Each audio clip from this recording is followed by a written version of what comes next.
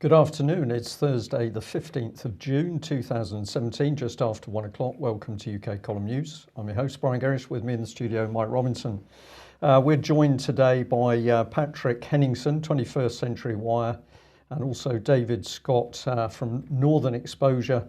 And David, of course, as a professional engineer, is going to join us in some discussion about the events around Grenfell Tower. Just horrific, and I think we'll kick straight off with that event. Yes, Patrick, this is your headline, Grenfell Tower, a Tory wickerman, and the question is, where does responsibility for this lie? And one of the points that you make, we'll talk a bit more about what you're saying here, but one of the points that you make in this article is the cuts to the fire service and so on. So I just want to begin by showing Boris Johnson's attitude while he was Mayor of London to questions about cuts to the fire service, and I believe this was from 2013. How can cutting fire stations, cutting fire engines, cutting firefighters' posts not be a reduction in fire cover? Because we're improving fire cover, as I've said several times, and by continuing to reduce deaths from fire and continuing to reduce the incidence of fire. That is the name of the game. It's not about... You lied to the people of London in your election. Oh, get stuffed. So, get stuffed is Boris Johnson's attitude whenever questions are asked about cuts to the fire service. What are your thoughts, Patrick, on your coverage of this in that article, and particularly about that point and Johnson's attitude to it?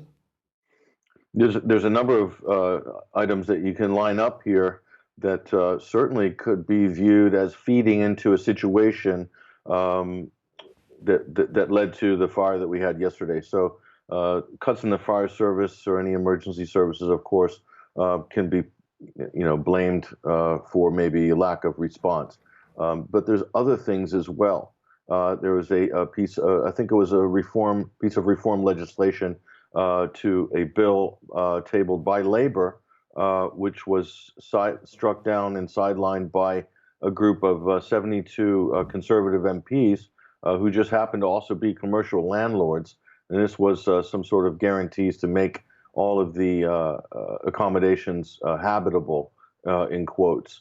So there's that too. So I guess it just so happens that two of these things stick mainly to the Tory party, that you could relate to this incident. But it goes even deeper than that. Just to not let the Conservatives have all the glory on this story, we can go right back to New Labour, and who Margaret Thatcher said is one of her greatest achievements. Tony Blair and New Labour, under this government, ramped up this part private, part public management schemes for councils to manage large groups of council flats in what they call the TMO system, or tenant management organizations. But when you speak to the tenants of these buildings, they don't have any say in the management of these buildings. The TMO is only a name. It's only a name that it's a tenant management organization. What it is, it seems to me, by many of the reports we've read, which we've linked to in this article, that the TMO seems to be a vehicle for handing out sweetheart contracts to well-connected people, and also paying very handsome fees and salaries to the executives lucky enough to sit on the board. And in Kensington and Chelsea, we've reported in the past about how residents were intimidated. One gentleman who I think you played on after your news program yesterday, who, while he was in for a heart condition, they boarded up his flat and used all sorts of methods to get out people that the undesirable tenants, as it were, and then possibly put those properties on the rotation for selling off into the private sector. And so it's just a long litany of things, a number of scandals, threatening legal action against residents who dare to blow the whistle on any of this stuff. This is all stuff that's detailed in this article, which I encourage people to go read and click through the links. Yeah, indeed. And when you were speaking to those people, I think we made that documentary in 2011, Patrick, if I'm right, or 2012. and it was the same tenant management organisation, as we said, but they were discussing much broader problems even at that time. Yeah, that was Kensington and Chelsea TMO, the exact same organization. And when we confronted the management, brought a camera into the office to speak to them with the gentleman with the heart condition, they didn't want to be filmed and didn't want to speak to anybody. That was all on camera. You can watch it on that special of Insight from 2012. But that was just one of many stories we heard. As soon as that documentary came out, we were contacted by many other residents as well. And as you can see from the article, and also just from the coverage, even from the BBC and talking to residents out in the streets, so many people have so much to say about the mismanagement of these large properties of primarily low-income residents. Yeah.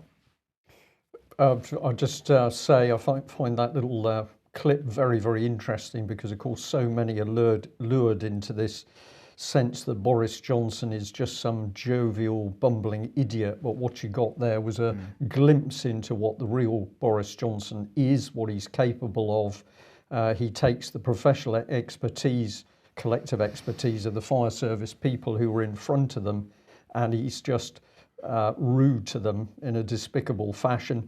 And this is the characteristic, of course, of this man that we would have if we were stupid enough to allow him to ever get near the post of Prime Minister. So I think there's a big lesson in that clip, and it's not just about fire safety. Well, let's bring David Scott in at this point, because David, you are professionally a structural engineer. So let's run through some of the information that we know so far. Could I just before we start on the technical, would you say a wee word about the fire service? The clip from Boris Johnson was very interesting, as much for what he didn't say, because there has been a huge reduction in fire incidents in the UK since 1999 to the present day. It's roughly halved. So it's not necessarily unreasonable that if you have half the number of call-outs from the fire service, you might need fewer stations or people. But of course, what matters here is response time and the ability to deal with incidents when they do come up. So it was a very ignorant response from Boris Johnson there. And we're seeing similar ignorant attempts to use this for political capital from the Labour Party just now, because remember, the fire service were there in 6 minutes. So it doesn't seem to have been a response time issue. And they seem to be pretty well resourced. The problem here is somewhere else. But I would simply point out that in looking at the fire service, the driving impetus must be to get the right people at the right time where they're needed, not necessarily any given set staff or establishment. Well, yeah, that's right, David. But of course, if you close fire stations, you don't have the personnel, as you say, close by. If you have an incident of a certain scale, which this was, and okay, this incident was unprecedented because we haven't seen this type of fire in this country before. Then, if you don't have the personnel available because of cuts or for whatever reason, then you can't deal with incidents of this scale when they happen. So are the deaths then just an acceptable level of risk? Is that what we're talking about? Well, obviously that shouldn't be what we're talking about. But what my point is that if you're having half the number of incidents, and the reason for this, incidentally, is nothing to do really with the fire service or indeed with the population, other than we're smoking less. Habits have changed, and oven chips have made a huge difference because people don't have chip pan fires anymore because they have oven chips. And furniture is less flammable. So these things have made a huge impact in the number of fires we're having, which is excellent. So the fires have halved. So there must be some response to that. But the response must be an intelligent one that maintains the ability to deal with major incidents, not one that's driven simply by money saving or by some sort of crude approach where half the number of fires equals half the number of firefighters, which would be nonsensical. David, just to reinforce you on that, we had the situation here in Plymouth and the surrounding area that the limitation at one stage for the fire service was that they didn't have a high-rise ladder available. So obviously this is one of the vehicles with an extremely high capability for the ladder. And the government solution was that, well, okay, you can share that facility in the region, which meant, of course, if there was a serious fire in a high-rise building, even if you could get the fire tenders there, they couldn't fully act on the fire because they didn't have this extended ladder capability. Now, I'm not sure how that got resolved, but I know that a few years ago, this was a very, very hot discussion point between the local fire service, who were trying to do their job, and a government that was making what can only be described as stupid and ridiculous cuts. Let's move on to this then. So, David, take us through this. The work happened a year ago, was it? Yeah, so Grenfell Tower, designed 1968, built 1974, it was complete. It's a concrete building. It's not clear to me whether it was built in situ concrete or precast large panel systems, which affects the robustness of the structure. But built in at the peak of the high-rise building boom, early 70s, and designed before but built after Ronan Point, the famous progressive collapse of a large panel system building. And this is the company that did the work, is that right? Yes, it is, yeah. Yes, so the work was completed in summer last year, an 7.8 million pound refurbishment, which was inside and out. So we had new services. You see here the very plush gym, very nice looking building, and it was overclad to improve its appearance, its durability on its external surface, so we have its the insulation. Here, showing before and after pictures to show Yes. how the refurbishment looked. So the outer cladding you see here is a flat panel in aluminium, a very attractive architectural product that transformed the building's appearance from somewhat sad and unloved 1970s tower block to something much more 21st century in appearance. And this material is one we're going to concentrate on today. So the overcladding system is as follows. There's an insulation board applied directly to the original outside surface of the building. This is PIR, polyisocyanurate foam, and a bit more on that later. So that was 100 millimeters of that foam. There was then a 50 millimeter cavity, and then there's this outer cladding, which is only 6 millimeters thick.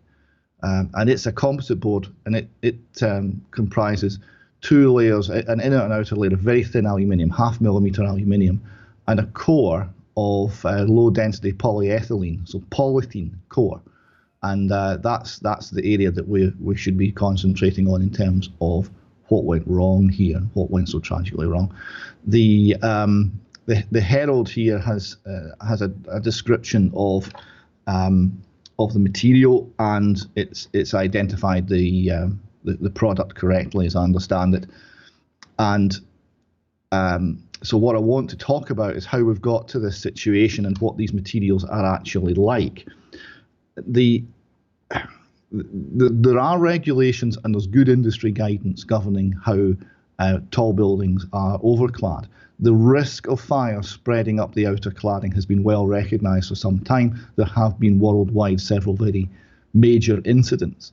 So what you see on screen here is the guidance document for Celotex RS5000. This is a PIR insulation that was applied to the outside of the building. And the little diagram you see there is taken from the industry standard guidance document on this subject.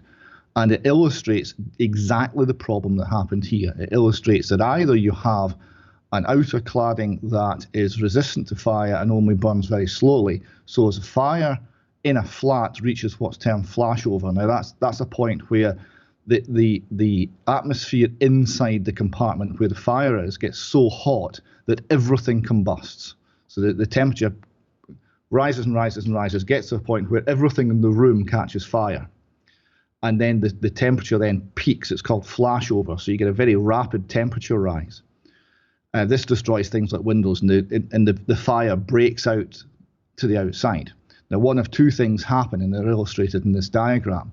Either that then slowly works its way up the building, gets in through a window on the floor above, sets light to the contents in the flat above, which they then have to slowly burn, reach this flashover point, and then the process is repeated. So the fire progresses very slowly up the building.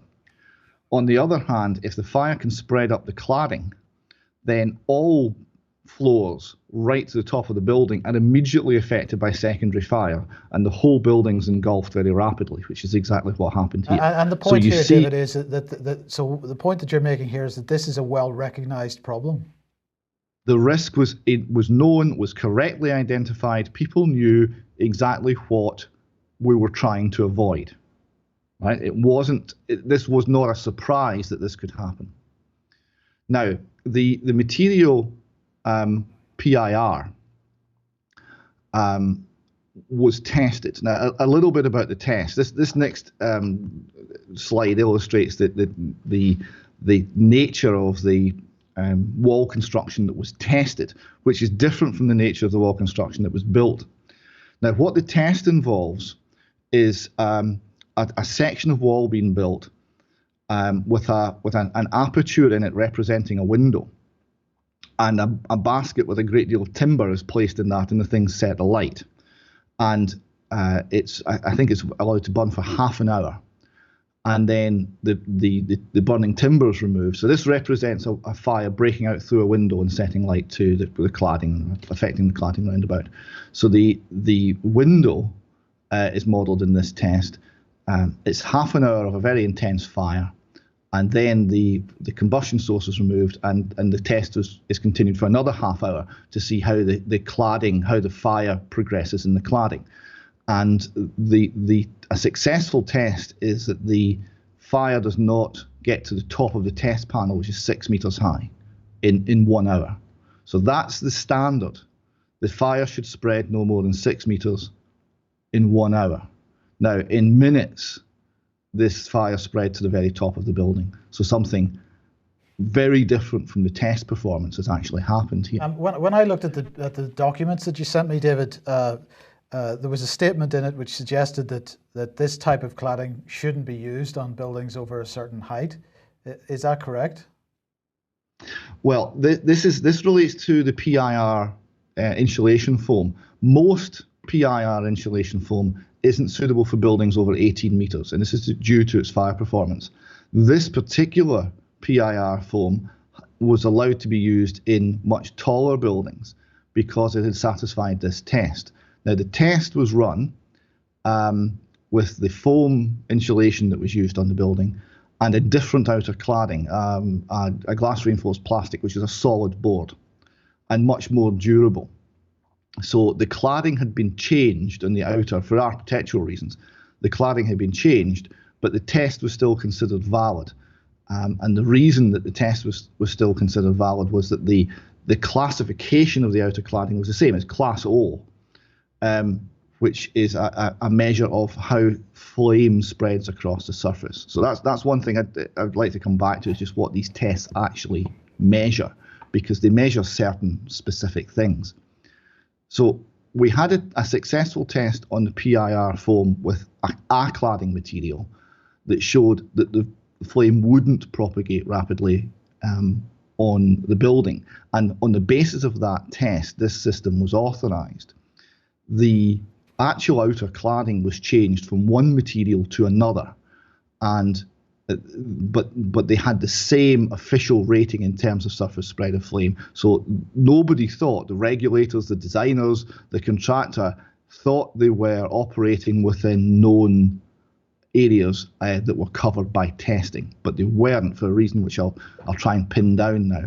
This surface spread of flame test it tests the paint on the cladding, essentially. It only tests the surface.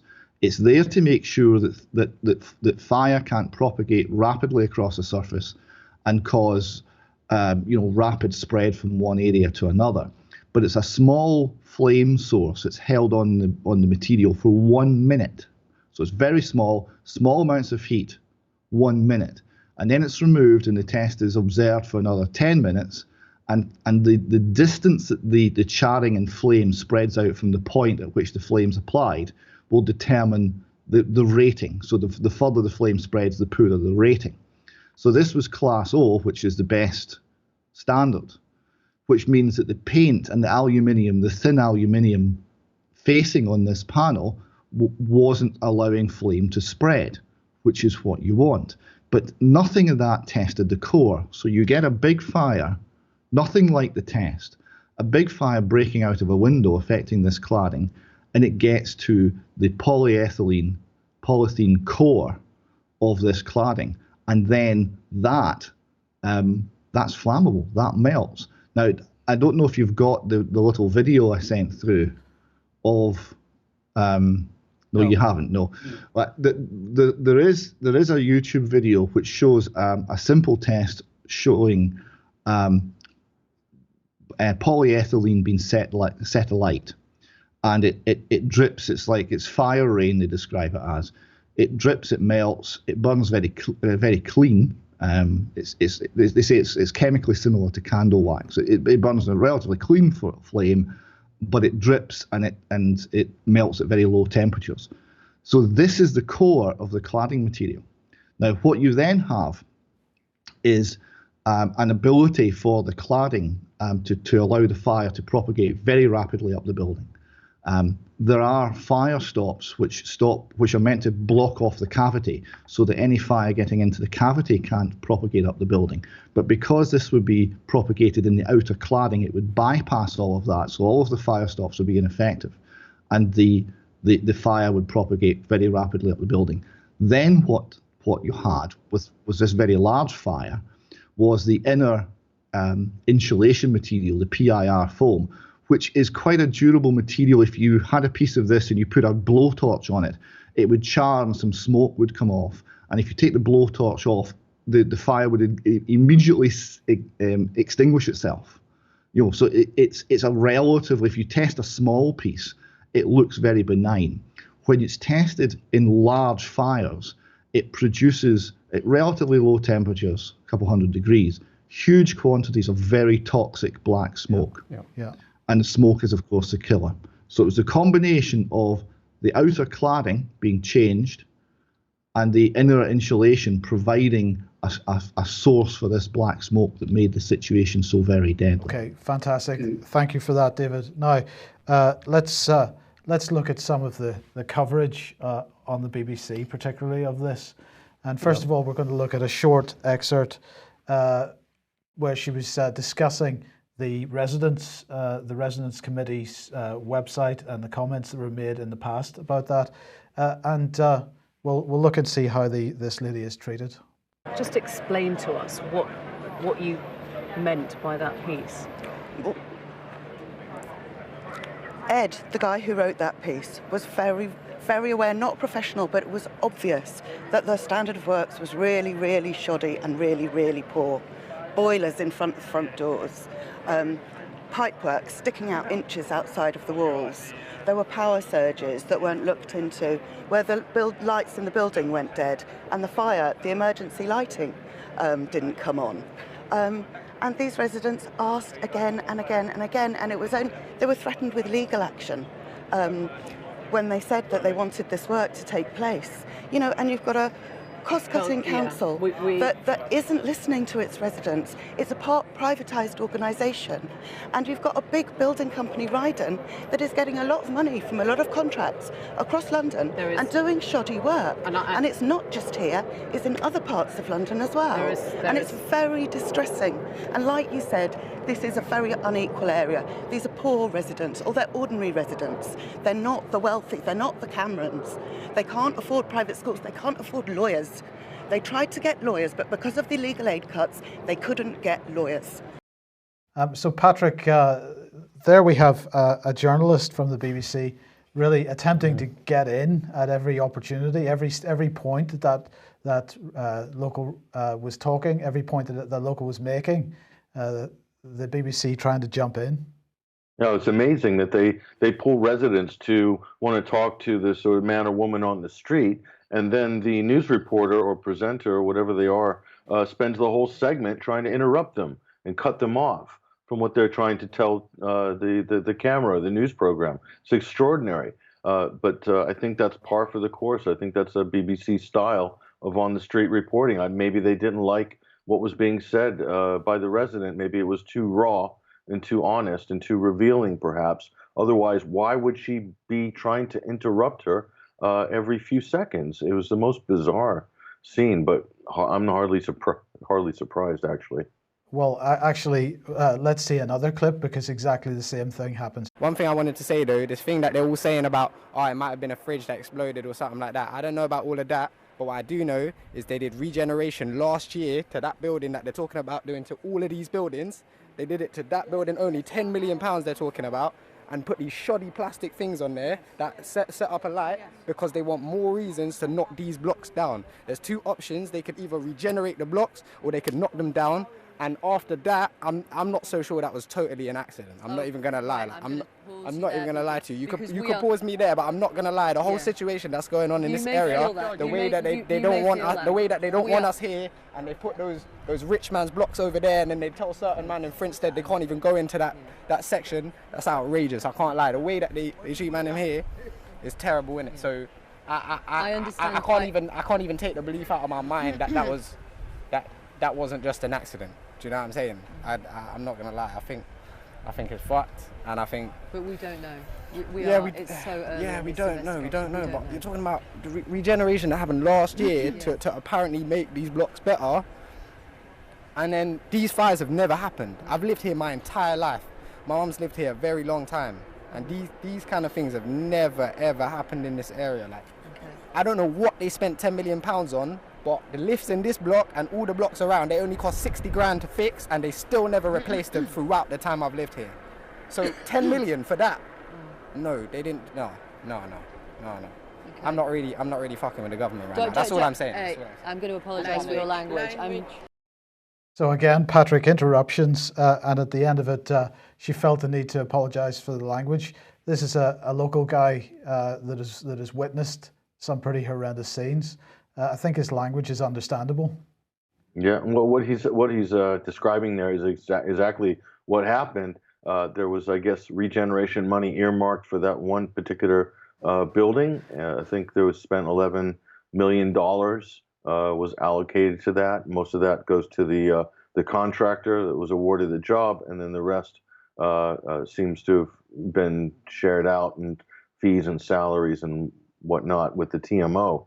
But yeah, he's telling it exactly as he saw it. And then again, the BBC reporter there trying to manage the conversation. She did try to interrupt him a few times right at the beginning of the segment, and he pushed through and got a chance to say what he wanted to say. But then she's again trying to play gatekeeper and telling him what to think, like, well, you don't know that, and so forth. So, I mean, it doesn't get any more raw than that on the street, and you do want to hear what people are thinking and saying on the street. I don't see what's wrong with that from a journalistic point of view, but for some reason, the BBC reporters are constantly intervening with their subjects, trying to get them to stop or, qualify what they're saying or steer the conversation. It's incredible. Well, let's look at regeneration then, Brian. Well, I think we should, and I'll say straight off that those two clips I found extremely emotional because that wonderful woman knew her stuff. What was she saying? She said that the authorities didn't want to listen to ordinary people. They were too busy organising their contracts. And then the young man is saying there's something going on. These regeneration programs, they don't want us. And where does this take me? Well, it takes me right back to the beginning of the UK column where we were looking at this sort of happening, this sort of event in Plymouth. And let's take you through some of the background. What you've got to get into is the New Deal for Communities initiative. This was part of New Labour, 1999 to 2008. 39 New Deal for community project areas, 6,900 projects, and a quick £1.71 billion. I've said there, this destroyed traditional Britain, and this is exactly what it was designed to do. You can find this report on the internet if you Google it. This is the final report on the so-called success of the New Deals programme. But of course, there were lots and lots of problems, and many people saying this was a new brutal socio-economic initiative brought in by New Labour. And I can say, Mike, that certainly in the Plymouth South West area, the BBC absolutely refused to report all of the dangers, the bullying, the fraud and corruption that came in on the back of this programme. You can freeze the screen to have a look at the detail there, but look at the language. This is about transforming 39 areas over 10 years by achieving holistic change. This is a heavily politicised programme. It's nothing to do with improving people's lives. As that young man correctly ascertained, this is about social engineering. Now, I've just picked one man here. I'm not saying that this man is at fault. What I'm highlighting is that when you get into New Deal, what do you find? You find universities, and this man, of course, also involved with the Tavistock Institute. So we're into deep applied psychology and social engineering. Let's see how this thing works. So bring in the New Deals programme, all about regeneration, 39 partnerships and those 6,900 projects. They supposedly were looking at crime, community housing and the physical environment, education, health and worklessness. Very interesting word, because that was the first time I ever saw that rather strange word. That was in documentation appearing here in Plymouth. And how is that different from unemployment? Well, this is newspeak. This is transformational newspeak, Mike. So the key bit is it all worked in partnerships, and what this did is broke down separation of powers, responsibility and accountability, and this is the very meat that we're seeing in this terrible fire accident, that we've got the local authority linked into a private company which has taken over that association. This is a deliberate mess where all of these organisations will work to cover each other's backs because they're all culpable within the partnership. Now, this is what the government had done. It had set up the offices for the regions, the government offices for the regions. This is when New Labour thought it was going to be able to implement the European style of government via the regions. And these regional offices held great power with the administration of the New Deal money. They were supported by the development agencies, and some of these regional development agencies were involved blatantly in fraud and corruption as they did deals with the money on the back of this funding that went in. So if we have a look at the funding, this is the fuel of corruption, and the New Deal programme spread corruption everywhere, down to the lowest levels as people started to feed. But of course, the European Union brought in a lot of the money, and with it came European Union political control. Then we had the government money, and of course, that was fueling the corruption. So local authorities simply became mesmerised by the money, and when they took the European money, they became dependent on EU cash and the controlling EU political agenda. And I'll come on to that a bit more in a moment. But what was the meat of these New Deal projects? They were regeneration programmes demolishing the historic British urban infrastructure to create these uniform city centres. They divided city areas into rich, poor economic zones. This is very Orwellian. And local people were manipulated by so-called regeneration companies in order to get this wider political agenda in. So everything is there on that diagram for you. We had enormous experience of this in Plymouth, including the fraud and corruption and the missing money. But the other thing that came in with it was common purpose. And here we've got Julia Middleton, Chief Executive of Common Purpose, sat in one of these terrible regenerated city centres. Here's the brick paviours. They brought in a lot of stainless steel, different street furniture, and then we started to get these uniform EU-regulated city facades, depressing desert. What they were doing is wiping out everything to do with UK culture. And this is just amazing. This is Devonport Column, the start of UK Column. It's edition 3 from 2006. And what we were warning about was a very brutal agenda in Devonport in Plymouth, where local people that had worked in their community for a long time were bulldozed out of the way by these regeneration organisations. And when people complained, the police were brought into guard meetings. When was that, 2006 or so? 2006. Yeah. And on this one here, you can see that we actually mention NDC, New Deal for Community, and we were also highlighting that money was going missing through the so-called regeneration company. I'll just bring on to the last page here. We'd got every part of this jigsaw because we were warning that Plymouth City Council, supposedly short of money, had spent £100,000 on common purpose training. It's all here. And where was the money going? Well, 320 million of this sort of New Deal money disappeared in Cornwall. No accounts have ever been seen. This is the European money, examples of it coming in: European Regional Development Fund, the European Social Fund. This was to bribe and control people, and a lot of it mixed into so-called other agendas. Here we've got convergence for, quote, economic transformation. And if you do your research, here's the Treasury involved with a thing called Total Place. This was setting a new direction for local public services. So it wasn't only regeneration on the ground, they got in amongst public services to change, transform, destabilise them. And there were 30 pilots selected for this across the country. And if you're wondering, where does this agenda come from? Well, I'm going to recommend you have a look at the work of this man, Peter Drucker, because Peter Drucker said that if you want to change society, if you want to change world society, then you've got to connect the state, you've got to connect churches, you've got to look at the social thing, you've got to bring all of these together, his so-called three-legged stool. And what we're looking at here is communitarianism.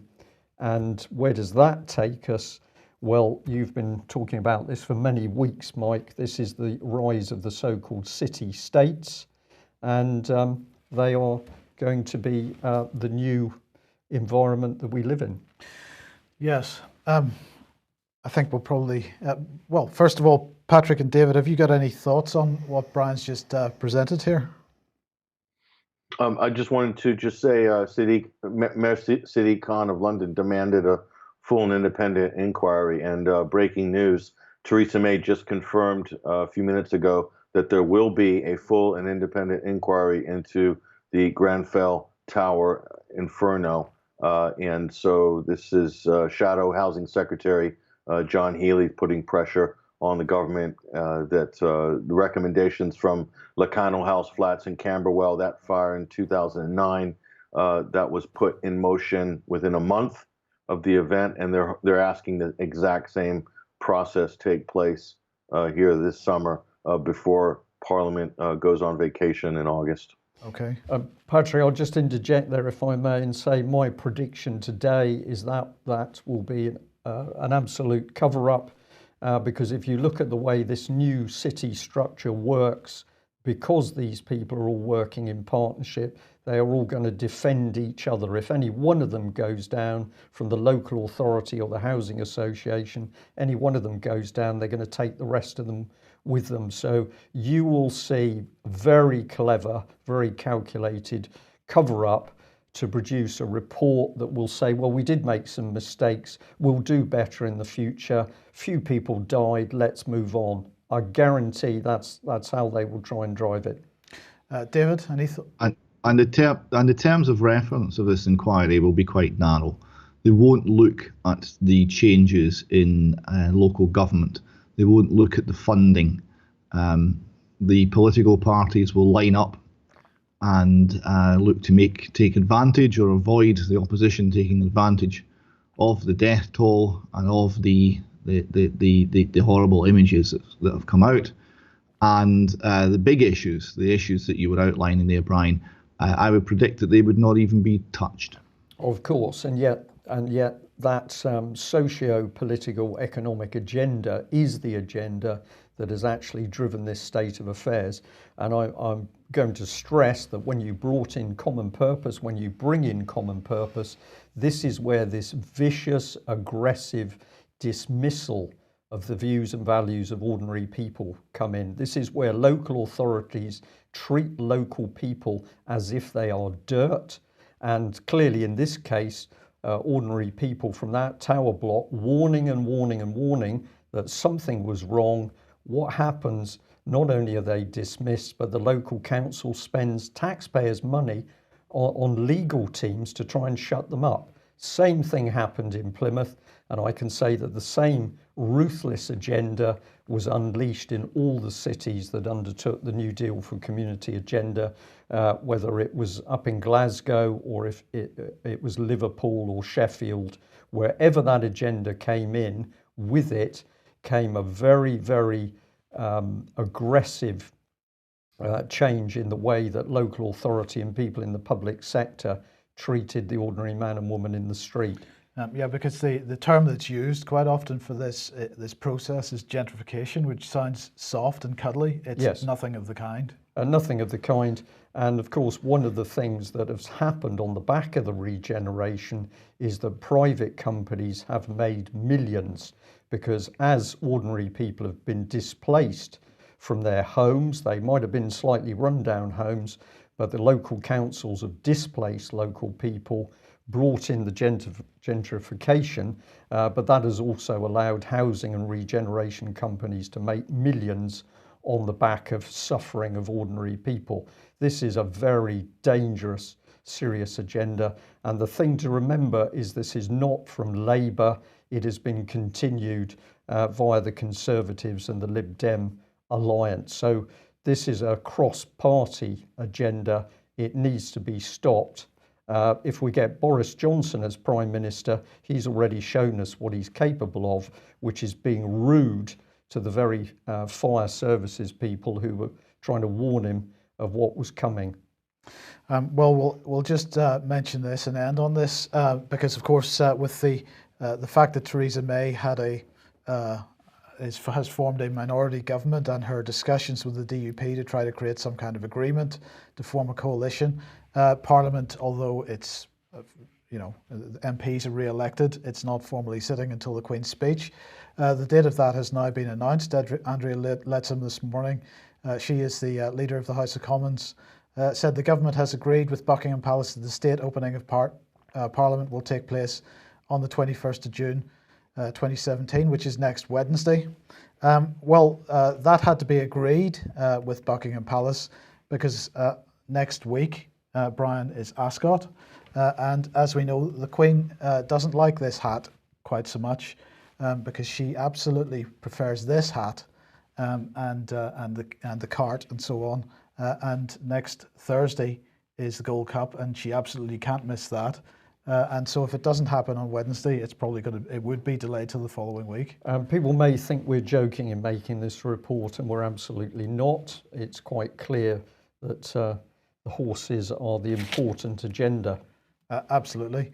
Now, Ian Crane, when he was here last Friday, said that he wouldn't be doing any programmes this week, but in fact, that situation has now changed. And tonight at 7:30 p.m.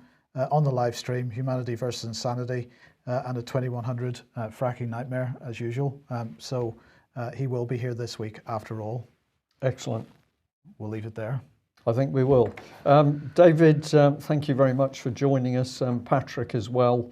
Really terrible events unfolding in UK, but we're going to say to people, please, with those events, do not take your eye off what is happening in Westminster, because the Lib Lab Con is now really starting to come into its own. This is the time for well-informed people to get out there and challenge these politicians and start to bring them to account. But do not take your eye off the ball with what's happening in Europe. And of course, a key issue continues to be the loss of Britain's military into the EU, EU military unification. If we lose the military, this country does not exist as a nation state. And this is what is happening despite the lies of Theresa May and her Conservative colleagues. We'll be having a little bit more on that in the news tomorrow. Thanks very much for joining us. We'll be back at the same time tomorrow. Bye-bye. Bye-bye.